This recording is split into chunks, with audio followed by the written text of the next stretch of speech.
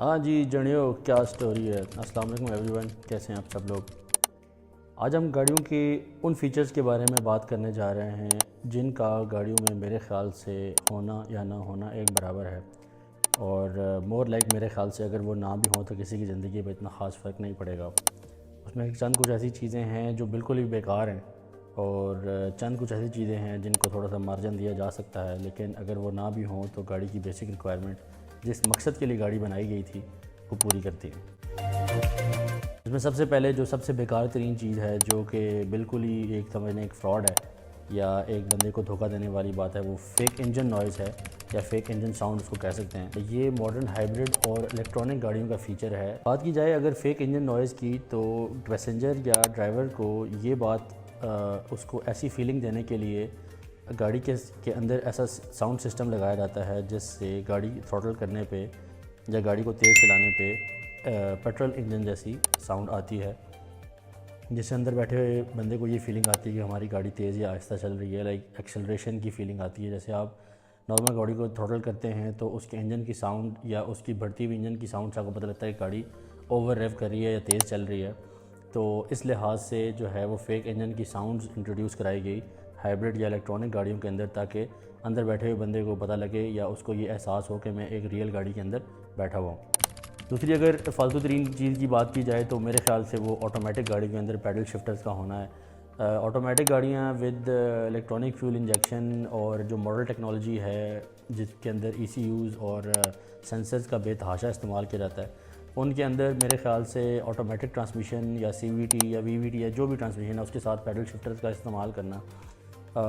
بالکل ویسا ہی ہے جیسے گدھے کے سر پہ وائی فائی لگا دینا۔ Paddle shifter is just like an add on feature جس کے اوپر میرے خیال سے اتنا پیسہ ضائع کرنا، کیونکہ وہ فل آپشن گاڑیوں کے اندر آتا ہے، جیسے کہ آپ کی گرینڈی ہے، اور اگر آپ بات کی جائیں تو ہونڈا کی آر ایس کے اندر آتا ہے فی ویریئنٹس کے اندر، تو ان کے اندر آپ کو ایکسٹرا پیسے خرچ کرنے پڑتے ہیں جن کا میرے خیال سے کوئی مقصد نہیں بنتا۔ تھرڈ یوزلیس فیچر کی اگر بات کی جائے، وائس کمانڈ سسٹمز اور جیسچر کنٹرول ہوں گے۔ وائس کمانڈ سسٹمز میں بیسیکلی کیا ہوتا ہے کہ آپ اپنی آواز کے تھرو، جیسے اپنے فون میں آپ سیری کو یا الیکسا کو آرڈرز دیتے ہیں یا اس سے کوئی چیز جو ہے وہ آن آف کرنے کی یا کوئی گانا چلانے کی فرمائش کرتے ہیں، اسی طرح وائس کمانڈز میں آپ ساؤنڈ کا والیوم اپ ڈاؤن کر سکتے ہیں، اے سی آن آف کر سکتے ہیں، اور اس طرح کے مختلف گاڑی کنٹرولز کو کنٹرول کر سکتے ہیں۔ زیادہ تر دیکھا گیا یہ کہ وائس کنٹرولز یا کمانڈز کے تھرو مس کمیونیکیشن ہوتی ہے، آپ بول کچھ اور رہے ہوتے ہیں اور سسٹم کچھ اور سمجھ رہا ہوتا ہے اور وہ کچھ اور چلا رہا ہوتا ہے، اور ایک یہ فرسٹریشن کا باعث بنتا ہے۔ اور ایسا ہی جسٹس کنٹرول میں ہے کہ ڈیورنگ دا ڈرائیو اگر آپ لیفٹ سوائپ کر رہے ہیں اپنا ہاتھ یا رائٹ سوائپ کر رہے ہیں اپنا ہاتھ، تو وہ ان کی مطابق جو سیٹنگز کی گئی ہیں ان کے تھرو جو ہے وہ کمانڈز جو ہے وہ چلا دے گا، جو تھوڑا کبھی کبھی فرسٹریشن ہوتی ہے جس سے، اور وہ آپ کی ڈسٹربنس کا باعث بنتا ہے۔ آج کل کے زمانے میں جہاں ہر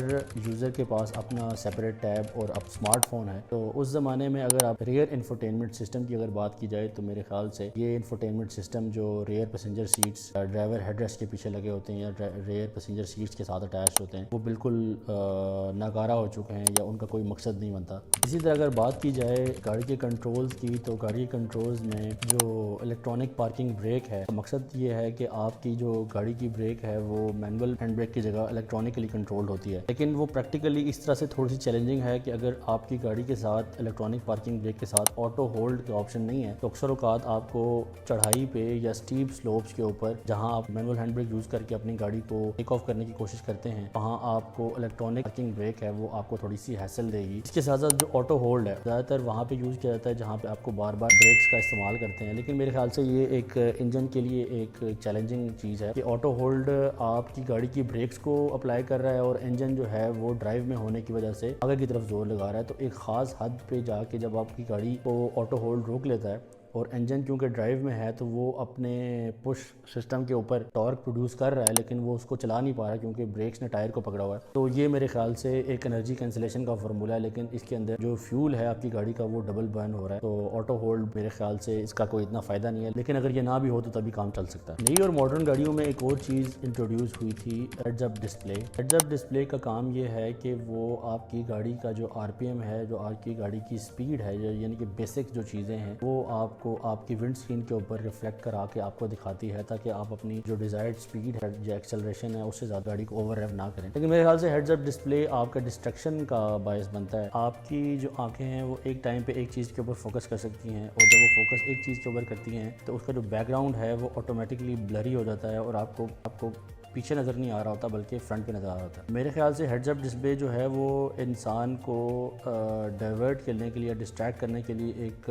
بہت اچھی چیز ہے. جب آپ ہیڈز اپ ڈسپلے کے اوپر جو ریڈنگز آ رہی ہیں اس کے اوپر فوکس کریں گے تو آپ کا دھیان جو ہے وہ ڈرائیونگ سے ہٹ بھی سکتا ہے. آپ کی جو انفارمیشن جو ہیڈز اپ ڈسپلے کے اوپر آ رہی ہے وہ آلریڈی کلسٹر میٹر کے اوپر آ رہی ہے، یعنی کہ آپ کی سپیڈ اور RPM اور باقی چیزیں. میرے خیال سے ہیڈز اپ ڈسپلے کا ہونا اتنا ضروری نہیں ہے جتنا کہ اس کو ایک ماڈرن فیچر بنا کے پیش کیا گیا ہے. ایک اور جو ماڈرن فیچر انٹروڈیوس کرایا گیا ہے کچھ کراس اوور کیٹیگریز کے اندر وہ ہے TPMS. TPMS basically stands for tyre pressure monitoring system. Tyre pressure monitoring system جو ہے وہ ہے تو بڑی امپورٹنٹ چیز، لیکن اس کے لیے آپ کو اتنا بڑا سسٹم لگا دینا اور کسٹمر سے اتنا زیادہ پیسے چارج کرنا just for the sake of monitoring system, تو کہ آپ آفٹر مارکیٹ بھی لگا سکتے ہیں، میرے خیال سے وہ اتنا امپورٹنٹ نہیں ہے. ہمارے ہاں بہت ساری گاڑیاں UG کر کے بیچی جاتی ہیں، اور اپگریڈڈ کا مطلب لیدر سیٹ، جیسا کہ ہونڈا سٹی یا سیوک میں آتا ہے. لیدر سیٹس یا لیدر انٹیریئر کا ہمیں فائدہ تب تک نہیں ہے جب تک وہ پرفریٹڈ نہ ہو. لیدر ایک ایسا مٹیریل ہے جس کو بریدنگ سپیس چاہیے، اتنا اچھا انسولیٹر نہیں ہے، وہ ہیٹ کو ریزسٹ نہیں کر پاتا. تو پرفریٹڈ سیٹس ہوں تو تب ہی لیدر کا فائدہ ہے، تو اگر وہ پرفریٹڈ نہ ہوں کہ لیدر سیٹس کا یوزرز کو کوئی فائدہ نہیں ہے. سب سے امپورٹنٹ اور آخری یوزلیس فیچر ہے وہ ہے سن روف، یا اس کو آپ پینورامک سن روف بھی کہہ سکتے ہیں، جو کہ ہمارے ہاں ایک ایسا فیچر کر کے سیل آؤٹ کیا جاتا ہے جس کے بنا کوئی بھی گاڑی فل آپشن نہیں کہلائی جا سکتی. سن روف کو کھول بھی نہیں سکتے، اور سن روف کو آپ بند کر کے بھی چلائیں تب بھی وہ آپ کی گاڑی کا جو انٹرنل ٹمپریچر ہے اس کے اوپر افیکٹ ڈالتا ہے. کیونکہ اگر آپ چلائیں گے تو اس کے اندر سے ڈسٹ آتی ہے، اس کے اندر سے ہیٹ آتی ہے، اور ہمارے جو کلائمیٹک کنڈیشنز ہوتے ہیں اس کے اندر آل دا ٹائم رات لیٹ نائٹ کے اور خالی سڑکوں کے علاوہ آپ جو ہے وہ سن روف کو استعمال نہیں کر سکتے، اور ہائی سپیڈ کے اوپر تو آپ سوچیں بھی نہ. ادروائز اگر آپ اس کو بند کر کے چلاتے ہیں تو وہ جو آپ کا جو گلاس سن روف کے یا مون روف کے اوپر لگا ہوا ہے وہ انسولیٹر نہیں ہے، اور اس کے اندر جو شیٹ لگی ہوتی ہے وہ اتنی پتلی ہوتی ہے جس کو آپ سن روف کور بولتے ہیں کہ وہ اس ہیٹ کو پریونٹ نہیں کر سکتا، اور اس سے اچھا والا گاڑی کا ٹیمپریچر بڑھ جاتا ہے، اور AC کو زیادہ پرفارم کرنا پڑتا ہے. AC کے اوپر لوڈ زیادہ رہتا ہے تاکہ وہ گاڑی کا ٹیمپریچر جو ہے وہ مینٹین کر کے رکھے اور گاڑی کو ٹھنڈا کر کے رکھے. سب سے بڑا مسئلہ یہ ہے کہ اکثر اوقات دیکھا گیا کہ جو پینورامک سن روف والی گاڑیاں ہیں، جیسے آج کل کیا سپورٹیج اور بڑی گاڑیوں میں آ رہا ہے، پینورامک سن روف جو ہوتا ہے اس کی ساری چھت جو ہے وہ گلاس کی ہوتی ہے. اکثر اوقات یہ دیکھا ہے کہ جب آپ کسی بھی گاڑی کو لوکل کار واش والے کے پاس لے کے جاتے ہیں، وہاں پہ لوگ چھت کو اپروچ کرنے کے لیے ٹائرز کے اوپر چڑھتے ہیں، روف ریلز کو پکڑتے ہیں اور چھت کے اوپر کپڑا مارنے کی کوشش کرتے ہیں، اور ظاہر سی بات ہے پلرز کے اوپر اور چھت کے اوپر وزن ڈالتے ہیں. تو جو چھوٹی گاڑیاں جیسے کہ ہونڈا کی ایئر ویو آئی تھی، جب جیپنیز ویریئنٹ ہے وہ، اس کے اندر بھی پینورامک سن روف آیا تھا. تو ایک دفعہ میں نے لائیو یہ دیکھا کہ ایک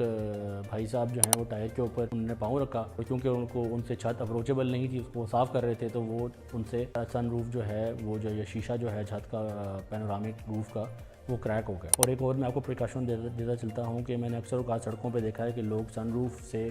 اپنے بچوں کو جو ہے وہ باہر سکھانے کے لیے پھینک دیتے ہیں، یعنی کہ اپنے بچوں کو باہر نکال دیتے ہیں اور وہ سن روف کو انجوائے کر رہے ہوتے ہیں. تو میں آپ کو یہ بتاتا چلتا ہوں کہ شہروں کے اندر جب آپ یہ حرکت کرنے والے ہیں تو یہ یاد رکھیے گا کہ اکثر اوقات ڈور یا کسی بھی تار کے ساتھ جو ہے وہ گلے کٹتے ہیں لوگوں کے، اور وہ سن روف کے اوپر آپ کے بچوں کی قیمتی جانیں لے سکتے ہیں. ڈور جو ہے وہ جو سڑکوں کے اوپر اکثر اوقات تاروں کے درمیان لٹکی رہ جاتی ہے، وہ ایک دم چلتی گاڑی کے اوپر، جس کے اوپر سے آپ کے سن روف سے کوئی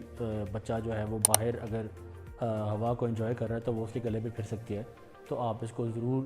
اپنے ذہن میں رکھیں اور احتیاط کریں، اور سن روف صرف وہاں استعمال کریں جہاں آپ کو 100% شیورٹی ہو کہ یہاں پہ ایسا کوئی حادثہ نہیں ہوگا. امید کرتا ہوں کہ آج کی ویڈیو آپ کو پسند آئی ہو. ویڈیو اگر آپ کو پسند آئی ہے تو ویڈیو کو لائک اور شیئر ضرور کریں. کمنٹ سیکشن میں اپنی قیمتی رائے سے ہمیں ضرور آگاہ کیا کریں، اور چینل کو سبسکرائب کرنا مت بھولیے گا. تھینک یو سو مچ. اللہ حافظ.